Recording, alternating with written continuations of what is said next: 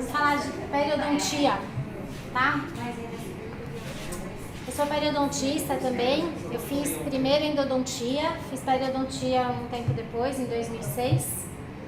E é um assunto que eu gosto, periodontia também. Eu acho que primeiro é a endodontia, mas depois vem a periodontia. Vamos lá. Eu fiz do mesmo jeito, tá? Coloquei as questões junto com a matéria. Você já começou aí? Já. Não tem ninguém olhando. Vamos lá. Assinale a alternativa correta a respeito dos quadros agudos relacionados ao periodonto de proteção e ou periodonto de sustentação. Letra A. Nos casos de abscessos periodontais agudos, é possível observar formação elevada de forma ovalada, com consistência flácida, superfície lisa e brilhante e cor avermelhada, presença de bolsa periodontal e aumento de mobilidade.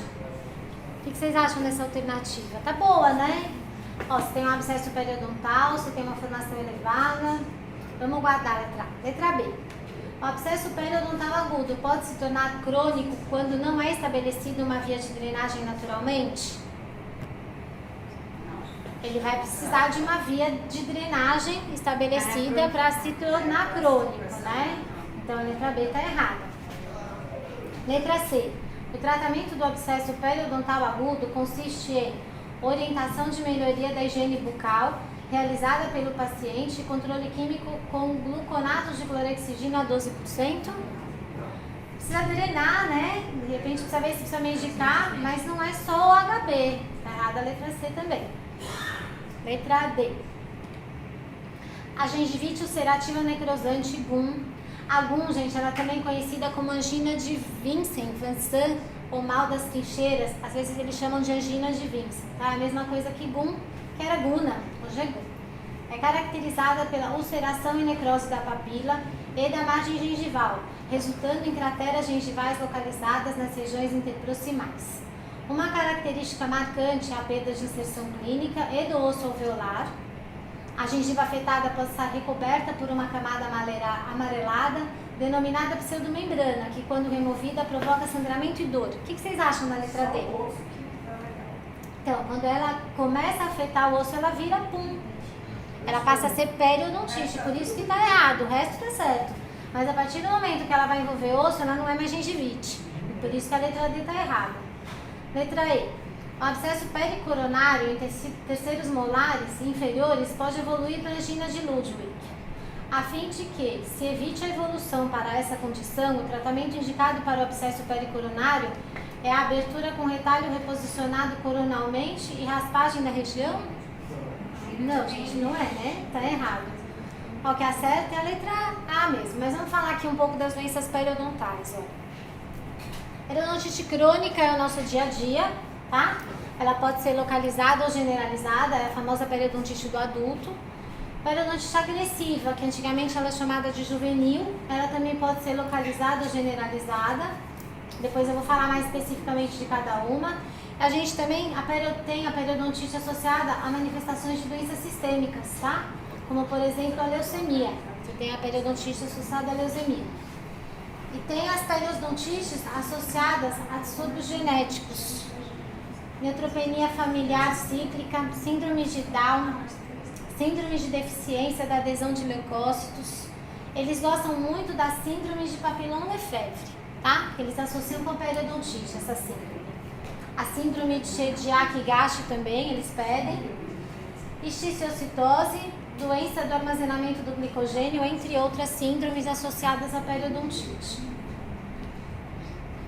Periodontite agressiva, tá? Progressão rápida. E a periodontite agressiva, o que você percebe é que ele tem uma quantidade de placa que não condiz com a perda óssea dele. Então, ele normalmente tem pouca placa bacteriana, ele tem muita perda óssea.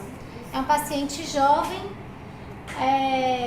e está associada ou uma resposta ineficiente ou uma resposta muito agressiva do paciente. De qualquer forma, ele tem esse problema genético. E daí você vai ter, na periodontite agressiva, uma associação familiar. Quando vem esse paciente, você pergunta, o seu irmão, a sua mãe tem essa doença? Normalmente eles também têm, tá? Ela também pode ser localizada ou generalizada. Ela pega principalmente incisivos e molares. E pacientes jovens. Pode passar. caso ó, de periodontite agressiva generalizada, a pH não aparece tanto. Aqui tá melhor, ó. Vocês veem que tem uma perda óssea grande e é o paciente jovem, tá? Pode passar. Aí a gente tem as doenças necrosantes, tá? As doenças periodontais necrosantes, tanto a gengivite quanto a periodontite e os abscessos periodontais, gengival, o periodontal e o pericoronário. Aqui as periodontites associadas a fatores genéticos, tá? A síndrome de Papillon-Lefebvre é uma rápida destruição periodontal. A de Chiediac-Higashi pega desde gengivite até periodontite severa. A síndrome da deficiência de adesão leucostária, essa eu nunca vi pergunta, mas ela também tem uma periodontite severa e a síndrome de Down, né? O paciente com síndrome de Down tem bastante problema periodontal.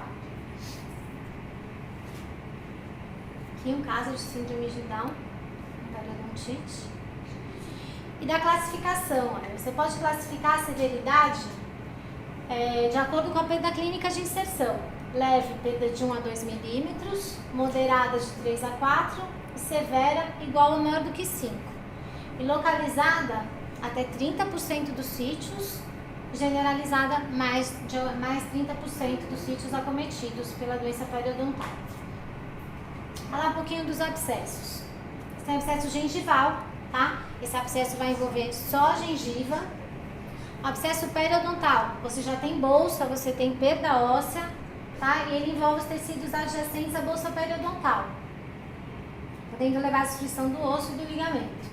E o pericoronário, tá? Normalmente associado aos terceiros molares, parcialmente erupcionados. Ele é mais comum dos inferiores. Ali o pericoronário, aqui um caso de abscesso periodontal. Ali um caso de periodontal agudo, que você vê, olha, que tem perda. Como é que a gente faz para saber se ele é periodontal ou endodôntico? Vitalidade. Você faz o rastreamento, você faz o rastreamento, coloca o cone, aí você vê se ele vai para... Eu já vi uma pergunta assim, aí você vê se a ponta do cone vai para a região apical ou vai para a bolsa periodontal. E se o dente tem vitalidade ou não, é um outro recurso para saber, né, se o abscesso é periodontal ou não. Aí a gente tem outros fatores associados às doenças necrosantes, tá? Principalmente a frequência de boom. Não é só a presença de placa, ó. A gente tem os pacientes imunossupressivos, tabagismo, trauma local, são outros fatores associados à guna. Deficiência nutricional, baixa higiene bucal, paciente estressado, né, que dorme pouco, ou com doenças recentes. E as características, eu coloquei isso a mais porque eles pedem muita gum ainda, tá? Eles pedem muito. A gente tem dor intensa, hemorragia espontânea, acúmulo de tecido, mas o sinal patognomônico da guna é papila interdental necrosada ou invertida e pseudomembrana acinzentada e amarelada. Para ele falar em gum, ele tem que falar da inversão das papilas, tá? Sinal patognomônico é aquele sinal característico daquela doença. O Daniel vai falar, Tati. Então ele tem que falar disso. Inflamadas, edematosas, hemorrágicas, rombas, áreas deprimidas de necrose, são cobertas por pseudomembrana cinzenta. Características da gum. Pode passar. Ali, ó, um quadro de gum. E aqui já um caso de periodontite necrosante. Tá vendo ali, gente, que não necrosou as papilas? Ali do lado direito. Tratamento da gum. OHB. Você vai fazer um debridamento mecânico ali na primeira sessão. Às vezes está doendo muito, mas você começa. Usa peróxido de hidrogênio ou a solução de clorexidina. Às vezes o paciente não pode comprar Periogate. Então, você vai usar o peróxido de hidrogênio, água oxigenada. Uma proporção ali com água. E antibiótico terapia, normalmente o metronidazol associado à amoxicilina. Essa associação que eles mais preconizam no caso de gum. Ou só o metronidazol também. Olha aqui, esse quadrinho é bem legal. Tem vários autores e vários protocolos de tratamento para gum. Então, o que vocês vão ver na maioria dos casos? O bochecho com clorexidina, tá? Ou peróxido de hidrogênio, alguns aqui com inodopovidona, mas o mais comum, ó, clorexidina 0,12 e o peróxido de hidrogênio. Antibióticos, ou é o metronidazol, ou é associado com amoxicilina, às vezes com o ácido clavulânico também, tá? Então, esses os protocolos. E aqui a resposta era A mesmo. Nos casos de abscessos periodontais agudos, é possível observar fonação elevada de forma ovalada, com consistência flácida, superfície lisa e brilhante, cor avermelhada, bolsa e mobilidade.